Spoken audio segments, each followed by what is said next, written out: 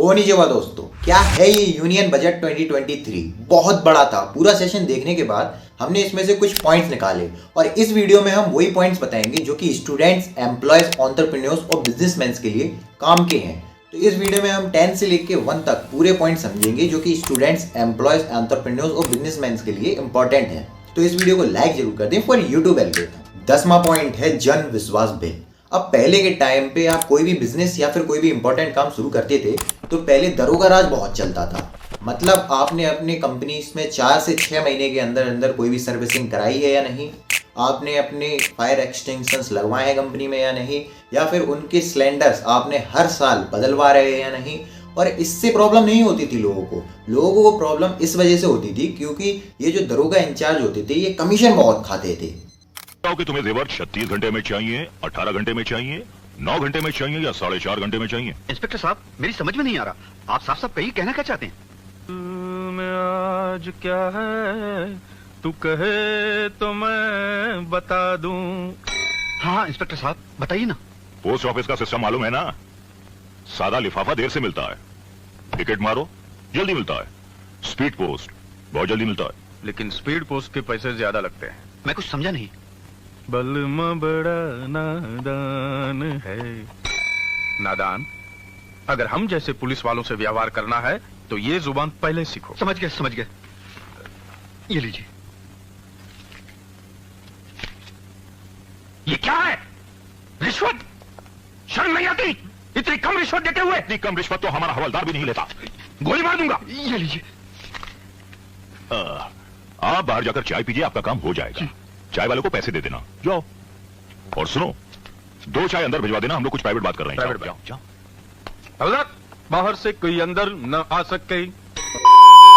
But अब से आपने अपने पोर्टल पर जो डेटा पब्लिश किया है गवर्नमेंट 90 to 98% सच मानकर अप्रूव कर देगी। और गवर्नमेंट ये भी चेक करेगी कि आपने अपना इनकम टैक्स पूरा फिल किया है या नहीं, आपने जो कंप्लायंस दी थी वो सही है या नहीं।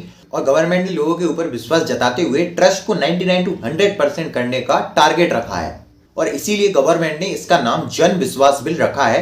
और इसमें से 42 पुराने लॉज भी हटाकर नए प्लान्स लाने की गवर्नमेंट प्लान कर रहा है। 9 पॉइंट है एग्रीकल्चरल एक्सीलरेटर फंड। अब ये फंड इसीलिए बनाया गया क्योंकि पिछले कुछ सालों में स्टार्टअप्स को बहुत बूम मिला है जिसमें फिनटेक और फार्मा बिजनेसेस बहुत चल गए हैं। बट अभी भी एग्रीकल्चरल स्टार्टअप्स बहुत पीछे हैं, तो ये फंड्स उनके ही लिए निकाला गया जिससे अब इसमें लोग इंटरेस्ट दिखाएं और ये फंड्स उनको बहुत हेल्प कर सकते हैं। और गवर्नमेंट का इसीलिए प्लान रखा गया है कि अब एग्रीकल्चरल स्टार्टअप्स को भी आगे बढ़ाया जाए। 8th है ईज ऑफ डूइंग बिजनेस। अब इसमें पिछले कुछ सालों में लोगों को बिजनेस करने में बहुत प्रॉब्लम हो रही थी और वहीं पिछले कुछ सालों में इंडिया बिजनेस के मामले में बहुत अच्छी ग्रोथ ले रहा है और इसीलिए इस बजट में से 39,000 कंप्लायंसेस हटा दी हैं। और ये इसलिए हटाई क्योंकि 2014 से ये कंप्लायंसेस बहुत सी स्टेट सिटीज में बिजनेस स्टार्ट करने में लोगों को प्रॉब्लम कर रही थी। इनफैक्ट 3400 लीगल प्रोविजंस भी हटा दी जो पहले क्रिमिनल प्रोविजन में आती थी, उनको भी हटा दिया है। और इसीलिए फिर जन विश्वास बिल लाया गया जो हमने पहले पॉइंट में डिस्कस कर चुके हैं। 7th पॉइंट है नेशनल डेटा गवर्नेंस पॉलिसी। हमारी गवर्नमेंट बहुत सारा डेटा कलेक्ट करती है बट आज के जमाने में डेटा इज गोल्ड और इसी को मद्देनजर रखते हुए गवर्नमेंट ने एक प्लान किया है कि अब से वो इस डेटा को यूज करेगी बट इस डेटा को एनोनिमाइज डेटा के नाम से यूज करेगी। अब एनोनिमाइज डेटा होता क्या है, मैं आपको एक छोटा सा एग्जांपल लेकर समझाता हूँ।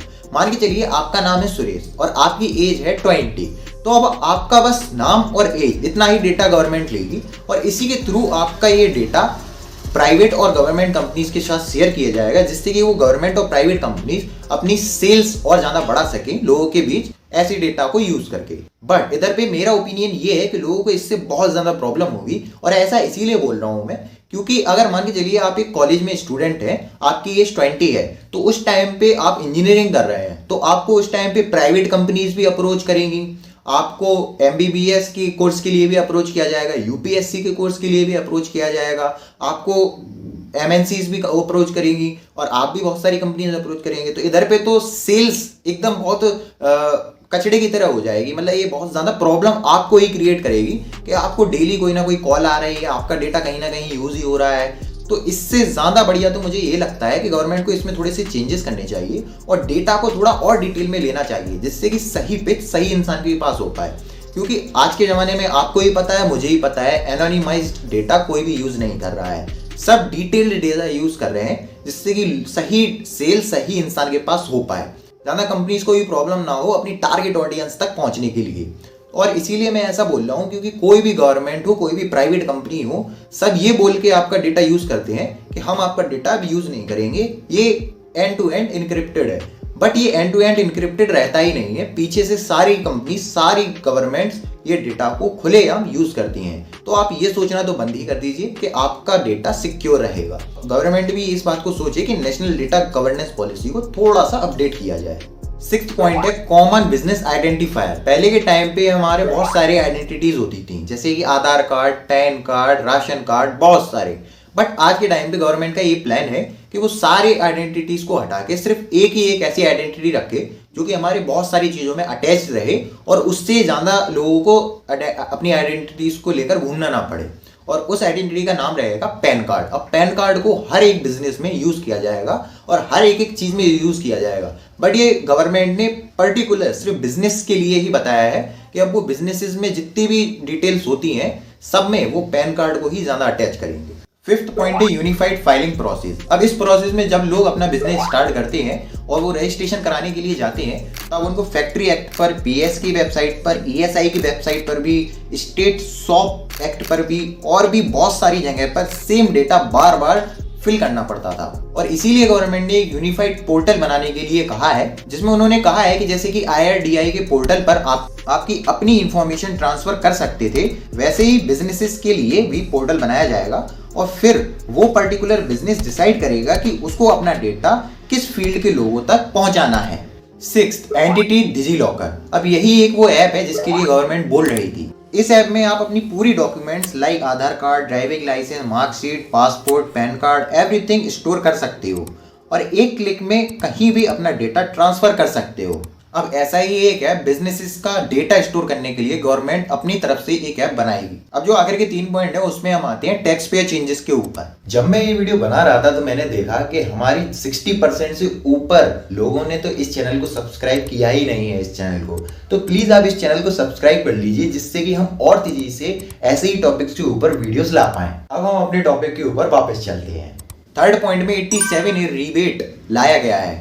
अब इसमें पर ईयर 5 लाख रुपए कमाने पर 0 टैक्स लग रहा था, उसको बढ़ाकर 7 लाख रुपए कर दिया है गवर्नमेंट ने। इसमें इंक्रीमेंट जरूर हुआ है लेकिन ये सिर्फ न्यू टैक्स रिजीम्स के लिए बनाया गया है। जिनका ओल्ड टैक्स रिजीम है उनके लिए ये लागू अभी भी नहीं है। उनको 5 लाख रुपए पर ही 0 रुपए देना होगा और अगर 5 लाख से उनने ज्यादा रुपए कमा लिए तो उनको टैक्स पे करना पड़ेगा। 2nd पॉइंट में ओल्ड टैक्स रिजीम में चेंजेस हुए हैं, जो कि पहले का ये टैक्स रिजीम ऐसा था, अब न्यू टैक्स रिजीम ऐसे कुछ दिख रहा है जिसमें 0 से 3 लाख में 0 रुपये टैक्स लगेगा, 3 से 6 लाख में 5% टैक्स लगेगा, 6 से 9 लाख में 10% टैक्स लगेगा और ऐसे ही करते करते 15 लाख से ऊपर में 30% टैक्स लगेगा। अब आपके मन में एक क्वेश्चन जरूर आया होगा कि मैंने कहा था कि 7 लाख रुपए के ऊपर 0 रुपए टैक्स लग रहा है, बट इधर तो 7 लाख रुपए पे 10% टैक्स लग रहा है। वेल, आपको ये टैक्स पे जरूर करना पड़ेगा, बट जैसे ही 87A रिबेट लगेगा आपका ये पूरा पैसा वापस आ जाएगा। बट यहाँ पर प्रॉब्लम ये है, 7 लाख रुपए से अगर आपने 10 रुपए ज्यादा भी कमा लिए तो आपको पूरा 10% टैक्स देना पड़ेगा।